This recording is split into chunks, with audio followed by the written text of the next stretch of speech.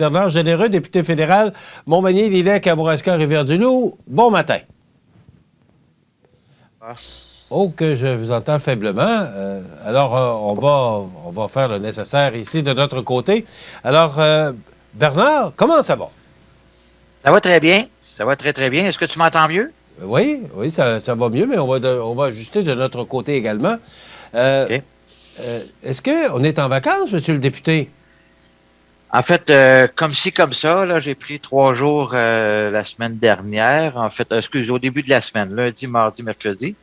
Et puis là, ben, je suis de retour au travail, mais mettons que c'est comme un petit peu plus up in, up out, là, comme on dit. Là, il y a des activités beaucoup dans le comté. Hein, alors, j'essaie d'aller dans le plus grand nombre d'activités possible, tout en essayant de faire l'équilibrisme avec la famille, bien sûr, parce que le reste de l'année, on n'est pas souvent à la maison, donc j'essaie d'être un peu plus présent là, durant l'été. Mais est-ce qu'il y a des vacances, est-ce qu'il y a une période là, que vous avez l'intention de prendre là, au cours de l'été? En fait, je suis en vacances à partir de vendredi, à partir de la semaine prochaine, en fait, vendredi. Est-ce qu'on est vendredi aujourd'hui? Je sais pas, j'ai perdu la Oui. journée. Me semble, oui. Oui. Oui, mais c'est parce que j'ai 3 activités aujourd'hui. Mais mettons que mes vacances, normalement, on commence vendredi prochain, excuse-moi. OK. Alors, ouais, vendredi prochain, mais Annie est en vacances. Comme tu sais, Annie Franqueur, ma directrice, est en vacances à partir de la semaine prochaine. Donc, ça va être un petit peu plus mollo parce qu'on essaie de coordonner nos vacances en même temps. Mais officiellement, je tombe en vacances vendredi prochain, mais la semaine du 24 au 30, j'ai une quinzaine de collègues qui viennent apprendre le français au Collège de Saint-Anne de la Pocatière. Donc, à mon invitation, parce que j'ai fait reconnaître le collège comme étant une institution qui peut donner des cours de français aux parlementaires. Alors, ils ont un cours spécialisé pour les parlementaires. Et ils vont être une quinzaine, donc accompagnés pour la plupart. Et il s'est rajouté à ça d'autres de mes collègues qui vont venir faire un tour dans la région puisque j'organise un barbecue à ma résidence privée le 27. Alors, on va être autour de 80 personnes environ. Alors, tout organiser ça durant mes vacances, ça va me demander un petit peu de travail, mais c'est plus un plaisir qu'un travail de recevoir mes collègues chez moi. Je suis très, très heureux de ça et on aura l'occasion d'échanger et surtout, ma collègue Michelle Ferreri sera ici, qui est la critique en tourisme, donc je suis son adjoint. On va assurément aller faire quelques événements ou en tout cas aller voir, par exemple, la Seigneurie des Aunais qui vient de changer la Grande Roue, etc. Donc, des choses pas trop loin, mais on va parler de tourisme, bien sûr. Bernard, expliquez-nous justement de vos collègues qui viennent apprendre le français ici à la Pocatière. Oui. Ah oui. Oui, en fait, c'est qu'il y a 4 ans, environ 4-5 ans, j'ai fait une démarche auprès du gouvernement, auprès des fonctionnaires pour que le collège, parce qu'on sait que les parlementaires, évidemment, tout se passe dans les 2 langues à Ottawa. Donc, autant pour les anglophones, les francophones, on a accès à des cours d'anglais presque quotidiennement, si on veut. Et la même chose pour les anglophones. Donc, il y a des endroits comme le Collège Saint-Jean à Saint-Jean de Richelieu, ensuite le Collège militaire. Ensuite, il y a des écoles à Québec qui sont spécialisées aussi. Au Nouveau-Brunswick, pour les francophones qui veulent aller prendre l'anglais. Et moi, j'ai demandé à ce que le Collège de Saint-Anne fasse partie de la liste restreinte des écoles étant en mesure de donner des cours de français aux parlementaires, ce qui a été accepté. Donc, depuis quelques années, j'en fais la promotion. Mais là, cette année, l'année passée, en fait, je m'étais dit que je voulais absolument que j'aie plusieurs de mes collègues qui viennent apprendre le français. Ce qu'ils font par ailleurs à Ottawa avec des professeurs privés. Dans les dernières années, bien sûr, ça s'est fait à distance pour la plupart, comme on est aujourd'hui, là, par Zoom. Mais c'est toujours plus facile, je pense, de faire ça un peu en personne. Donc, ça permet aux parlementaires d'apprendre la deuxième langue, que ce soit l'anglais ou le français, de façon à être capable d'écouter et de suivre tout ce qui se passe à Ottawa dans les 2 langues. Alors, le collège, ça a des retombées importantes puisque ça coûte quand même près de 2500 $ pour une semaine par individu pour être capable de venir prendre des cours de français sur 5 jours. Donc, ça comprend bien sûr des repas, etc. Là, mais c'est quand même une activité qui a des retombées puisque plusieurs de mes collègues viennent là, cet été pour une semaine complète, certains 2 semaines même. Donc, ils sont un peu en immersion, si on peut dire, donc pour apprendre le français. Et d'ailleurs, surprenamment, plusieurs de mes collègues et plusieurs des députés même des autres partis, là, plusieurs ont une assez bonne connaissance du français. C'est assez, même des fois, on était épatés de les voir leur niveau de français quand ils nous parlent en français. Mais je trouve, et je vous félicite de cette initiative, c'est quand même, vous parliez de 80 personnes pour votre barbecue, là, mais ça amène du monde chez nous, ça amène du monde. Ces gens-là consomment, ces gens-là sont oui, une semaine ou deux absolument, chez nous. C'est quand même très bon pour notre région. Ils ont loué des hôtels ou des chambres ou des Airbnb. Donc, ça vient, puis ils viennent pour la plupart accompagnés de leurs enfants, pour ceux qui en ont. Et puis là, bien évidemment, mes collègues du Québec seront ici aussi pour le barbecue accompagné. Donc, on va être, je sais, autour de 80-85 personnes. Là. Ça va être le fun. Puis on envoie justement une invitation aujourd'hui pour ceux et celles qui pourraient être intéressés le lendemain, le 28, d'aller au cirque de la Pointe-Sèche à Saint-André pour aller voir le spectacle Charbon, je me souviens plus exactement, le Caracol, je pense, ou je sais pas trop, je me souviens plus le nom du spectacle. En tout cas, c'est le deuxième spectacle du cirque de la Pointe-Sèche à Saint-André. Qui est un spectacle extraordinaire. Là. Ça vaut vraiment la peine. C'est de l'équilibrisme, de l'escalade au travers de tout ça, etc. Donc, c'est vraiment quelque chose de très, très bien. Les critiques, d'ailleurs, du spectacle de cette année sont excellentes. Là. OK. Mais je pensais que vous alliez nous inviter, tout le monde, tous les téléspectateurs à votre barbecue. Là. C'était pas ça. Les journalistes ne sont pas invités. Ça va vous prendre une grande place. Bernard, le 6 juillet dernier, c'était le tournoi de la Chambre de commerce de Montmagny. Oui, ami Michel, mais avant que tu continues, oui. Ma chef, Candice Bergen, va être présente d'ailleurs. C'est un peu pour cette raison-là qu'il y a beaucoup de monde qui viennent. On va faire un mini caucus là, avant le barbecue.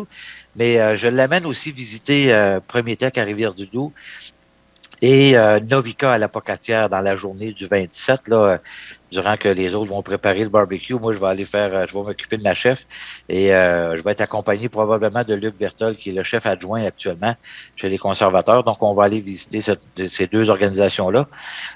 Premier Tech, qui par ailleurs vient de sortir son bilan de l'année 2021-2022. Ils ont fracassé le chiffre d'affaires de 1 milliard de dollars. Donc, c'est avec 5800 employés à travers le monde. C'est une fierté absolument incroyable dans notre région d'avoir une entreprise comme celle-là. Et ils sont partenaires de l'événement qui aura lieu les 13 et 14 octobre à la Pocatière, comme Maison La Prise, d'ailleurs, qui est une excellente entreprise, une très belle entreprise de Montmagny, avec Rousseau Métal et Alstom à la Pocatière. Donc, je me suis joint de ces entreprises de calibre mondial pour faire cet événement-là, qui va être un événement très, très important. Et je suis extrêmement fier de recevoir ma chef qui va venir visiter ces organisations-là. Et Novica, qu'on sait, qui est un centre de recherche reconnu mondialement pour différents procédés qu'ils mettent en place là, au niveau de la recherche et du développement.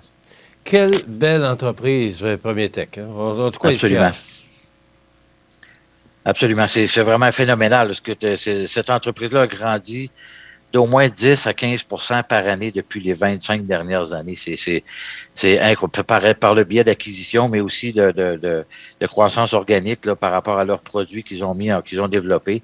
Ils sont dans plusieurs secteurs d'activité. D'ailleurs, ils sont reconnus comme étant le plus grand centre, plus grande entreprise de fabrication de robotique, de robots. Particulièrement pour la manipulation de l'ensachage et de tout ce qui est palettisation, là, mais c'est vraiment exceptionnel ce qu'ils font. Là. Ils ont des usines partout dans le monde. Ils sont sur les 5 continents. Alors, c'est vraiment beau de les voir aller. Alors, on parle de la Chambre de commerce. Il y a deux choses avec vous que je veux parler. D'abord, c'est que vous en aviez parlé lorsque vous nous êtes venu nous rencontrer, que votre campagne de souscription continue là, pour atteindre votre 100 000 $. Vous êtes rendu à tout près de 88 000 $, en tout cas aux dernières nouvelles. 2 400 $ parce que vous avez sollicité les gens d'affaires durant le tournoi de la Chambre de commerce. Oui, puis j'ai eu l'audace de demander à celui qui a gagné le 2 pour 1. En fait, on a fait un tirage 2 pour 1 sur le terrain. On a ramassé 2000, presque 300 $. Ce qu'on appelle la moitié-moitié, là? Oui, ce qu'on appelle les moitiés-moitiés. J'ai eu l'audace d'aller demander au micro parce que je m'étais déjà commis auprès de Mireille et de Mélanie qui étaient là au niveau du kiosque au trou numéro 10 ou 8, je me souviens plus trop exactement le numéro du trou, en tout cas. Puis je leur avais dit, si je gagnais, que je remettrais le montant d'argent à Leucan. Et j'ai eu l'audace d'aller demander la même chose à l'Assemblée qui avait pris des billets à tout le monde. Mais la personne qui a gagné, j'ai malheureusement oublié son nom, mais écoute, il a accepté d'emblée de remettre le montant comme moi j'avais dit. J'ai dit, j'espère que le gagnant sera aussi généreux que moi. Et effectivement, il l'a été, puisqu'il a remis le montant entièrement à Leucan, ce qui a fait en sorte qu'on est rendu effectivement à tout près de 88 000 d'amasser sur le 100 000 qui était notre objectif. Et il y a d'autres petites activités qui s'en viennent là, durant l'automne. En fait, c'est comme une roue qui n'arrête jamais à Leucan. Donc, il y a plusieurs activités. D'ailleurs, à Kamouraska, il y a, je pense, c'est 12 ou 15 présidents d'honneur qui se sont affiliés ensemble pour faire l'organisation ici au Kamouraska. Donc, il y aura une activité qui va se faire, des activités qui vont se faire aussi à Kamouraska. Et ça sera bien le fun de voir comment ça va rouler. Mais je pense que en fait, je remercie la personne qui a posé ce geste-là. C'est pour une excellente cause. D'ailleurs, il a 4 enfants lui-même avec son épouse. Ils viennent de se marier. J'oublie malheureusement son nom. C'est M. Morancy, là, mais c'est son premier nom. Oui, c'est ça. Oui. Alors, je compte aussi, c'est parce que c'est un geste très, très généreux de sa part. Il disait, écoute, moi j'ai des enfants, puis j'ai parlé avec lui et son épouse. Ils ont dit, on a 4 enfants nous-mêmes, ça aurait pu nous arriver d'avoir des problématiques. Je pense que nos enfants, je l'ai dit à plusieurs reprises, nos enfants, c'est nos diamants, alors il faut qu'on en prenne soin. Puis je pense qu'on se doit d'être solidaire avec les familles qui traversent ces événements-là qui sont très malheureux. Mais la santé et je dirais la qualité des soins qui a beaucoup, beaucoup augmenté dans les dernières années fait en sorte qu'il y a un taux de survie très, très, très élevé maintenant. Donc, c'est une excellente nouvelle. Alors, c'est le conjoint de Chloé Lessard, là. Ils se sont mariés le 11 juin, me semble. Oui, quelque chose, il venait. Parce que c'est le gendre de notre conseillère municipale, conseillère aux ventes ici, Solange Moreau. Alors, c'est pour ça. Okay. Mais c'est le prénom que j'oublie, là, mais c'est Morancy. Donc, c'est M. Morancy. OK. En tout cas, je le remercie publiquement parce que c'est un beau geste, parce qu'il aurait pu garder l'argent puis acheter des jouets pour ses enfants, mais il a décidé de le donner à Leucan, qui est encore une fois une excellente cause. Bernard, le temps passe très rapidement, là. Il y a aussi des gens qui ont maintenant peur de vous voir sur un terrain de golf parce qu'il semblerait que vous êtes un peu dangereux. Racontez-nous. Mais c'est pour dire, puis j'ai écouté José après, qui a raconté l'anecdote. Écoute, c'était même pas à mon tour de jouer. Puis il a dit, les gars, vas-y. Les autres, ça a donné qu'ils ont passé là. Mais effectivement, ma balle a parti comme une flèche. Puis elle a fait une belle banane là, à l'envers. Puis elle est allée cogner le cœur de José et de ton technicien. Mais je dis, mais effectivement, ça peut être dangereux. C'est ça qui est spectaculaire parce que ça peut être dangereux sur un terrain de golf. Mais c'était pas volontaire. Je me suis excusé. OK, mais c'est important de le mentionner. Là, évidemment, ce genre de choses-là peuvent arriver, mais c'était pas volontaire. Vous n'en aviez pas contre le journaliste, là? Non, pas du tout. Non, pas du tout. Bernard, plus sérieusement, la semaine dernière, il y a une panne chez Rogers. Oui. Comment vous réagissez à ça?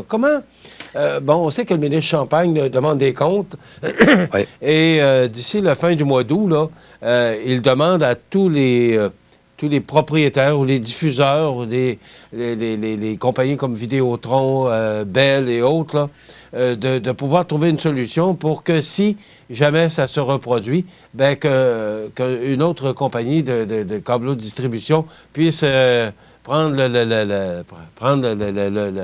relais. C'est ça, le relais. Vous voyez ça en fait, c'est inquiétant. En fait, ce qui s'est passé, semble-t-il, selon les propos de Rogers, c'est qu'ils ont fait une mise à jour sur des logiciels à l'interne, puis c'est venu comme, en tout cas, obstruer les autres logiciels qui ne se parlaient plus. En tout cas, il semble avoir eu un problème là, au niveau de communication dans les logiciels, mais ce que nous, en tout cas, au niveau du comité de l'industrie qui est responsable des télécommunications au Canada, ce que ça nous a amené à prendre comme décision, c'est de faire un comité d'urgence qui va avoir lieu la semaine prochaine, dans le courant de la semaine prochaine. Donc, tout à l'heure, après notre appel, j'entre en appel conférence avec l'ensemble des membres du comité, donc de tous les partis. On va déposer une motion pour faire un comité qui va avoir au moins 2 réunions, et qui pourrait être possiblement dans la même journée. Donc, je devrais aller à Ottawa la semaine prochaine, probablement. Mais ça peut arriver que ce soit l'autre semaine aussi, en espérant que ce ne soit pas le 27, parce que j'ai un barbecue. Mais faire sa part, on va passer une motion qui va expliquer qu'on veut voir à la fois le ministre de l'Industrie, les gens du CRTC, les gens de l'entreprise, des spécialistes en télécommunications, parce qu'il devrait y avoir une redondance, c'est-à-dire il devrait y avoir... puis il semble que même Interact, qui est un des clients principaux, puis c'est ce qui a été affecté monsieur, madame, tout le monde le plus, là, c'est qu'on n'était plus capable d'utiliser nos cartes de guichet parce que Interact était relié directement avec le service de Rogers. C'est qu'il y a une redondance pour éviter que ça se reproduise. Maintenant, j'ai eu l'occasion de parler avec d'autres compagnies, des représentants de d'autres compagnies qui m'ont dit, Bernard, là, on va viser par le bas s'il faut qu'on aille échanger avec des gens qui n'ont pas les mêmes infrastructures que nous. Je pense que c'est à eux à s'organiser pour avoir les mêmes infrastructures que nous. Donc, puis on sait qu'on n'a pas beaucoup de joueurs au Canada. Ça veut dire qu'on va possiblement continuer une étude à l'automne sur cet enjeu-là pour voir s'il n'y a pas place à ouvrir à plus de compétition au Canada. Parce qu'on sait qu'aussi les frais sont très élevés là, au niveau du cellulaire au Canada particulièrement. Donc, c'est tous ces enjeux-là qu'il faut qu'on regarde pour faire en sorte que le service à la clientèle, parce que il y a certaines régions du Canada où le 911 ne fonctionnait même plus. Donc, à partir du moment où le 911 ne fonctionne plus, là, c'est un sérieux problème, une question de sécurité et de sûreté. Donc, on a eu une pré-rencontre hier après-midi. Donc, on va poser ces genres de questions-là à l'ensemble des personnes qui vont venir nous voir pour essayer de trouver une solution pour ne plus que ça se reproduise. D'ailleurs, effectivement, le ministre a demandé à l'ensemble des joueurs de l'industrie de se trouver une solution d'ici 60 jours. On va demander au ministre à quoi il s'attend exactement, quel genre de solution il s'attend. Donc, tu sais, tous ces jours-là, c'est public en passant. Donc, ça va se passer à la télévision sur ces packs là pour les gens qui suivent ça un petit peu, pour voir comment est-ce qu'on peut trouver des solutions avec l'industrie pour éviter que tout ça se reproduise, parce que c'est vraiment... Imaginez les gens qui arrivaient à l'épicerie, puis venaient pour payer, puis n'étaient pas capables de payer. Là, ça, je veux dire, mais la question de la sécurité est encore plus importante. Et avec les coûts que ça nous coûte au Canada pour la téléphonie, on devrait normalement avoir un service qui va être infaillible. Est-ce que vous croyez, Bernard, que ça pourrait être une cyberattaque? Non, il semble pas. Il semble pas que non. Là, le président d'ailleurs a parlé au ministre, là, le président de Rogers. Ils se sont expliqués. Mais nous, on a besoin, le comité de l'industrie a besoin que tout ça se fasse publiquement et non pas juste en circuit fermé entre le ministre et le président de Rogers. Donc, on va inviter les gens de Rogers à venir s'expliquer publiquement. Il est important, écoutez, il y a beaucoup d'argent public aussi à l'intérieur de ça, hein, les subventions qu'on donne pour toute la 5G, toute l'amélioration des infrastructures de télécommunications, tous les services des antennes et compagnies pour avoir Internet partout au Canada. Il y a énormément d'argent public dans ça. Donc, ces gens-là ont un devoir de s'expliquer quand il arrive des situations comme celle-là. D'ailleurs, chez Rogers, c'est la 2e fois en 14 mois. Alors, la prochaine fois, est-ce que ça va durer une semaine? Ça va durer 3 semaines? Ça va durer 24 heures, 48 heures? On ne le sait pas. Donc, on veut éviter, évidemment, eux autres aussi veulent éviter que ça se reproduise. Et il faut prendre les moyens pour trouver des solutions à ça. Autre dossier, les passeports. Bon, on dit que ça s'améliore. Du moins, ce qu'on voit, c'est qu'il y a moins, il y a plus moins de files d'attente ou plus de files d'attente. Vous donnez encore, vous offrez d'aider les gens, mais vous ne pouvez pas faire les actions que vous faisiez dans le temps, là, au niveau des taux, moi, non, en fait, les cliniques de passeport que nous faisions... Les cliniques, je cherchais le mot, là. Les cliniques de passeport étaient extrêmement appréciées. On a eu, puis d'ailleurs, on a décidé de ne pas en faire cette année, vu le bordel actuel. Là, ça aurait rien donné de plus. L'idée, c'est que nos bureaux ont été submergés depuis plusieurs mois là, de gens qui avaient pris des billets d'avion, puis ils n'avaient pas encore reçu leur passeport, ou un membre de la famille n'avait pas reçu le passeport. Au moment où on se parle, on sent que ça s'améliore. Pour nous, en tout cas, comme députés, pardon, comme député, on sait que ils ont changé la façon de faire, la méthodologie. Donc, c'est les gens du ministère qui nous appellent à tous les matins à 8h30. Et nous, on prend tous les jours l'ensemble des dossiers et on leur partage le lendemain l'ensemble des dossiers où on attend une réponse, savoir où est-ce qu'est le passeport, est-ce qu'il a été émis, est-ce qu'il est dans la poste, etc., pour être capable de donner un suivi auprès de la population. Donc, on dit aux gens, continuez à nous appeler, continuez à venir nous voir. Notre personnel est là tout l'été. Il n'y a pas d'interruption de service durant l'été. On prend nos vacances là, de façon différée, tout le monde, de façon à garder nos bureaux ouverts. Donc, on va continuer à faire des suivis auprès des gens qui en auront besoin. Mais disons-le, là, ça s'est amélioré un petit peu, mais ça a été le bordel total. Donc, on va reprendre, nous, nos cliniques de passeport en 2023, qui étaient, encore une fois, très, très, très appréciées. Et là, on continue à offrir le service aux gens de vérifier parce qu'avant d'envoyer les documents au fédéral, c'est mieux de s'assurer que tous les documents sont là, premièrement, puis que tous les documents sont corrects et que la signature ne dépasse pas la petite case en question, etc. Donc, on fait toutes ces vérifications-là dans nos bureaux et ça nous fait extrêmement plaisir de le faire. Bien sûr, on se plaint pas d'avoir ce travail-là à faire, mais normalement, on les fait en clinique, là, nous autres, ce genre de choses-là. Puis le gouvernement, écoute, ils l'ont échappé, là, complètement. Puis encore les tests PCR. Puis voyez-vous, hier, avec la semaine dernière, avec la crise de Rogers, l'interruption de service, à Rive-Cannes, on n'était plus capable, les gens n'étaient plus capables d'aller sur Rive-Cannes. Donc, quand tu arrives au Canada, tu n'étais plus capable d'aller sur le système que le Canada a mis en place pour s'assurer que les gens, pour faire le suivi auprès de la COVID, puis tout ça. Donc, tu vois, tout est dans tout, hein. Alors, tout est relié. La télécommunication, c'est extrêmement important. Donc, c'est pour ça qu'il faut s'assurer que tout fonctionne comme il faut. On parle... Juste pour ajouter, hier, j'ai vu une vidéo sur Facebook qui dans les années 70-72, il montrait comment les passeports étaient faits. J'ai partagé ça avec mes employés. J'ai dit, tiens, on est revenu en 1972. En tout cas, on évolue en technologie, puis il me semble que des fois, on a l'impression de reculer. Oui, tout à fait. Le rendez-vous à faire 2022, je vais revenir rapidement là-dessus. Partenaires, Chambre de commerce, c'est à ne pas manquer. Bon, c'est quoi que vous organisez là, les 13 et 14 octobre prochains? Et vous misez beaucoup là-dessus. Vous attachez beaucoup d'importance à cette activité-là. Absolument. Écoute, ça fait 2 ans et demi qu'on n'a pas eu l'occasion de se rencontrer en personne. Là, pour la plupart, pour les gens d'affaires, là, on travaille à distance. Et ce que j'ai observé, moi, depuis plusieurs années, c'est que l'Est et l'Ouest de mon territoire, qui est dans 2 régions administratives au niveau du Québec, mais au niveau fédéral, c'est un comté, Montmagny, Lillec, Kamouraska, Rivière-du-Loup. On se connaît peu, ou on se connaît même pas du tout, dans le fond, là. Et même dans une propre MRC, que ce soit Montmagny ou Lillet ou les 2 autres, on se connaît peu. Alors, ce que je veux faire, mon ambition, c'est de réunir le plus grand nombre de gens d'affaires au même endroit par diverses activités. Il va y avoir un salon d'exposants. Puis là, je m'adresse particulièrement aux gens qui font de la sous-traitance manufacturière. C'est un salon pour vous parce que j'ai l'intention d'inviter les 150 plus grandes entreprises, dont Premier Tech, Plancher Mercier, pardon, pas Plancher Mercier, mais Plancher Mercier aussi, mais Maison Laprise, Rousseau Métal et Alstom, qui sont des donneurs d'ordre importants. Et il y en a plusieurs, Plancher Mercier en est un, mais il y en a plusieurs sur le territoire pour faire en sorte que ces gens-là puissent se rencontrer, se voir, échanger les cartes d'affaires, tout ça. Parce que on est capable de créer des emplois. Tu sais, quand je parlais de croissance organique tantôt chez Premier Tech, c'est un peu le même principe dans une région. C'est-à-dire que plus on va se connaître, plus on va travailler ensemble et plus on va développer des emplois dans la région. Ce qu'on veut, c'est de faire grandir autant les salaires des employés, autant le chiffre d'affaires des entreprises.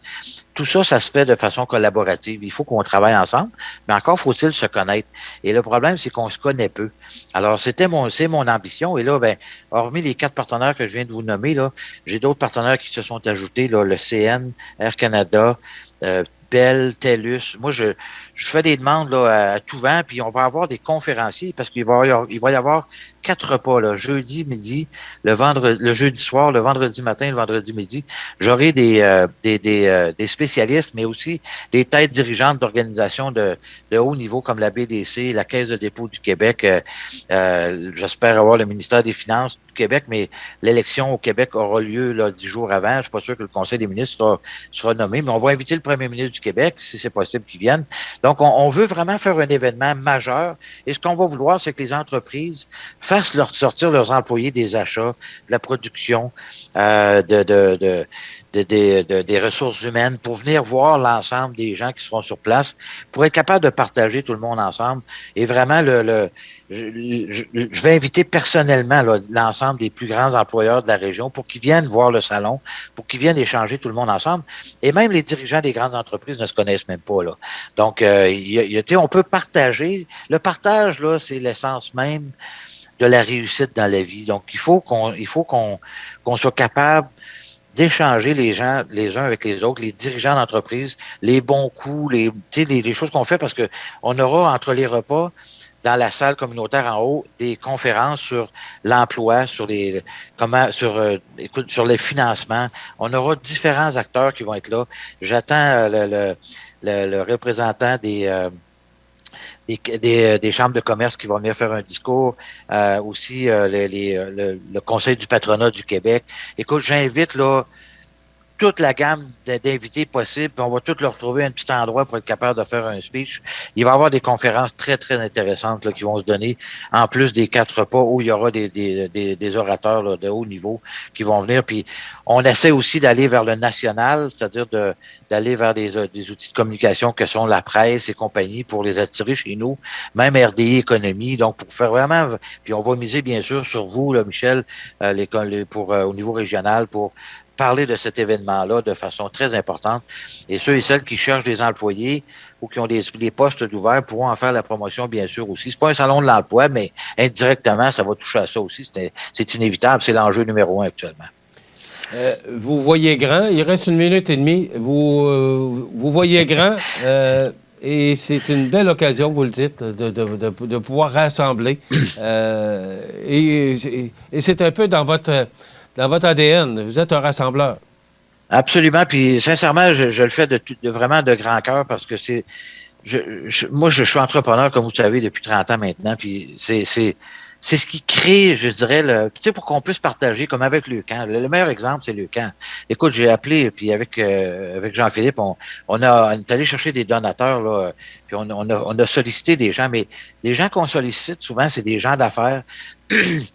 Il faut qu'ils fassent de l'argent pour être capable de redonner à la société puis à la région et prendre de la publicité chez vous, etc., etc. Donc, le milieu des affaires, c'est extrêmement important. Puis moi, oui, effectivement, je suis rassembleur, puis ça me fait plaisir de le faire. Puis c'est une idée que j'ai depuis longtemps. Puis là, je suis vraiment content de la mettre en application.